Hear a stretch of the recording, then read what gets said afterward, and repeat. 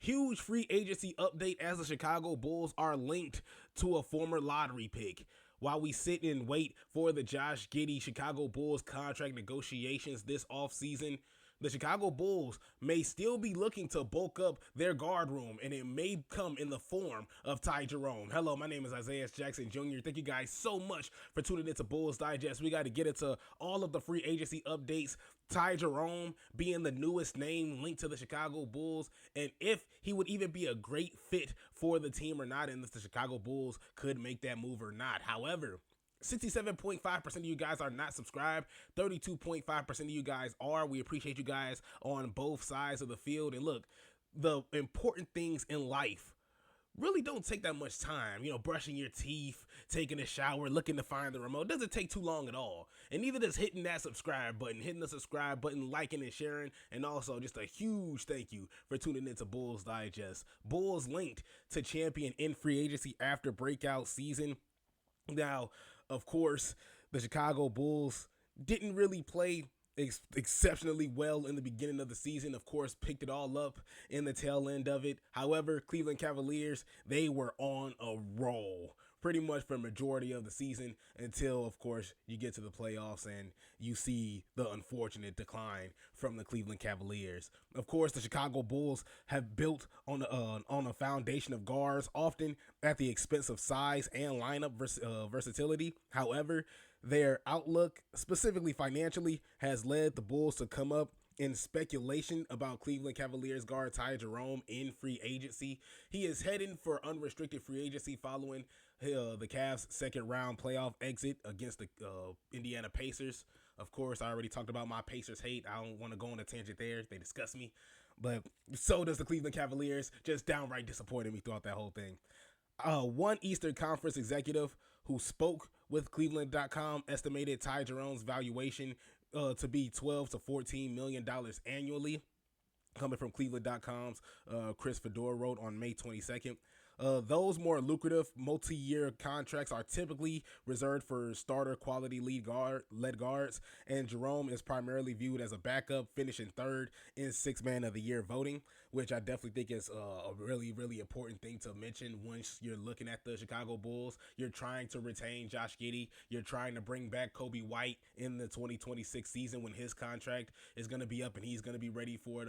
He's going to be up for an extension. You want to keep that duo. You want to keep that tandem there. And so if you bring in the likes of somebody like a Ty Jerome, if you have a Josh Giddey come down with an injury, as you saw somebody like a Trey Jones step up in a huge way for the team, you have Ty Jerome who has that, number one, the versatility, especially off the floater and pick and roll, to come in and clutch for you. And just on the offensive role, you do take a step back when you compare Josh Giddey and Ty Jerome. However, you still have somebody that's scoring and facilitating. You're not going to be disappointed, or you're not going to be too upset or scared when Ty Jerome has to step up for your team, because you know he has the ability to do so. So if the 27-year-old Jerome is looking for more money, it would have to come from a team with estimated practical salary cap. There aren't many of those. Brooklyn, Detroit, Memphis, Chicago, which is where Chicago comes into the forefront here. So, of course, Ty Jerome, who turns 28 in July, averaged a career high 12.5 points, and his 3.4 assists, 2.4 rebounds are highs in seasons which he has played a qualifying number of games. And look, and as I mentioned before, you've seen him start a couple of times for the Cleveland Cavaliers as well. You're not going to be scared or terrified when Ty Jerome has the ball in his hands. Well, I mean, I've talked about it before working with the Phoenix Suns or reporting with the Phoenix Suns. Ty Jerome was playing for their G League team at the time, the G League affiliate at the time. And the number one thing that a lot of people were talking about when in terms of wanting a point guard and needing a point guard was, okay, you have this young point guard in Ty Jerome. Is he ready yet? Is he going to be the guy yet? Then, of course, you see the Bradley Beal trade happen, and everything just pretty much goes to hell for the Phoenix Suns after that. But Ty Jerome averaged, of course, just an astonishing 13.3 points per game, 4.3 assists and 2.8 rebounds in 4 appearances against the Bulls in the 2024-2025 season. So didn't exactly light up the world against the Chicago Bulls. But man, and I'm telling you, if you've seen the couple of the games that he did, he is so patient. And even when you talked about him coming off the floater, you see him dribble And you see him as he's going up, you see him trying to make contact. He's going body to body, body to body. He's going body to body with these guys as well. You're seeing, even if you look at a couple of Ty Jerome highlights, and his and ones as well, he's so quick with his floater and he's patient as well. He takes his time. It's not a rushed shot attempt at all. And so you see Ty Jerome, and he has the build for it as well, as we're going to see later on. But I do appreciate and respect Ty Jerome's game on the offensive side, something that doesn't really, I think, can come into effect coming off the bench for the Chicago Bulls as well. So even going through his career, as we talked about him playing for the Suns G League affiliate, spent 4 seasons with the Suns, and then of course he traded him to the Oklahoma City Thunder, was drafted to Philadelphia at first. The Thunder traded Jerome to Houston in 2022, but they waived him the following day. He signed with Golden State. He spent the 2022-2023 season with them before signing with the Cavs, and then that's when he just officially took off. Now, how does he fit with the Chicago Bulls? Because the Chicago Bulls are really, really guard heavy. You have the likes of a Kobe White. You have Josh Giddey, who we are expecting to keep, and who are we expecting to see in the Chicago Bulls jersey come next season. So I'm still going to keep that in the forefront. You have Ayo Dosunmu there, who just unfortunately suffered a shoulder injury last season as well. So his timetable coming back is going to be scarce, and who knows how much time he is going to need till we see him being the same Ayo that we've seen him be before, which I do think he can bounce back from this shoulder injury. I'm just saying it's going to take a little bit of time before we just see him go out there and drop his average, I believe 12 points per game. I do think we got to give a man some time after injury. But that's just me. I like to, as soon as a guy comes back from an injury, it's a long timetable injury, I want to at least give him some grace within those first at least month and a half to at least see you come back. And I know I understand guys go through rehab. Guys are already training, before they come back, to when they get on the court. But still, I'd like to give some guys some grace. I want to give some guys some time. And I do think Ayo would definitely need a little bit of time, for a little bit of improvement, for growth after, that injury. And I want to see how he fares out as well. So with Ayo dealing with this injury and Kobe White, both guys up for extension. And of course, Kobe White is going to have, I think, an amazing season since it's going to be his contract year. And of course, he's going to be looking at a whole lot of money come next year. So the former is coming off a season-ending shoulder injury, while the latter could get more expensive at a time when the Bulls are not built to contend, even in a winnable Eastern Conference. As you're seeing right now, the Indiana Pacers are on an absolute roll right now, unfortunately.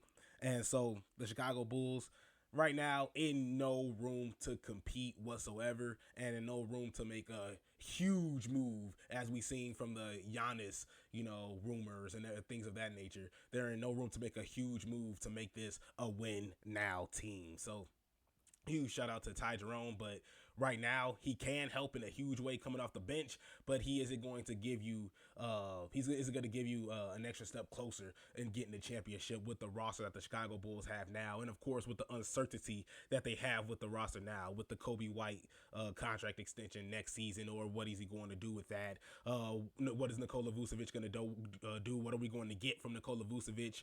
Is Jevon Carter going to get waived this season? Are you going to give him that $6.8 million that you're going to owe him if you do waive him? Because a lot of teams, I'm not going to say a lot of teams, there are a couple teams still interested in Jevon Carter. That was a Sports Illustrated article that possibly could do a video on at some point in time, but I'll get into a whole lot of that later. So what is your guard room looking like at this point in time during free agency? And of course, what are you going to get for Nikola Vucevic once you trade him, or if you're going to trade him when it's all said and done?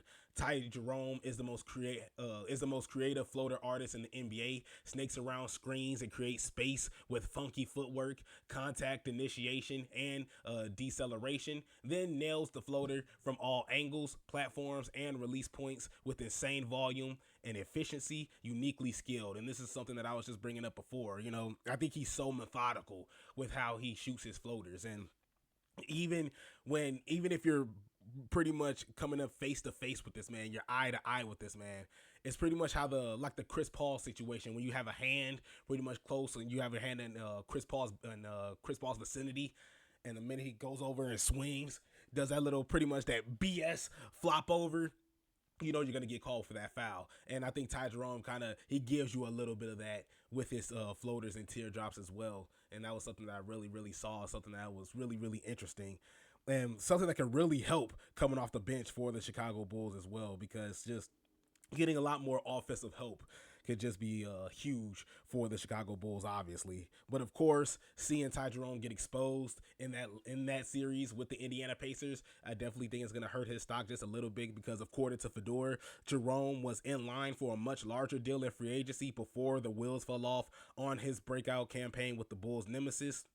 So a bigger payday once seemed plausible until Jerome's horrendous second-round performance against the speedy, athletic, feisty Indiana, who exposed some of his most worrisome traits, especially on defense. The Pacers treated him as a figurative traffic cone.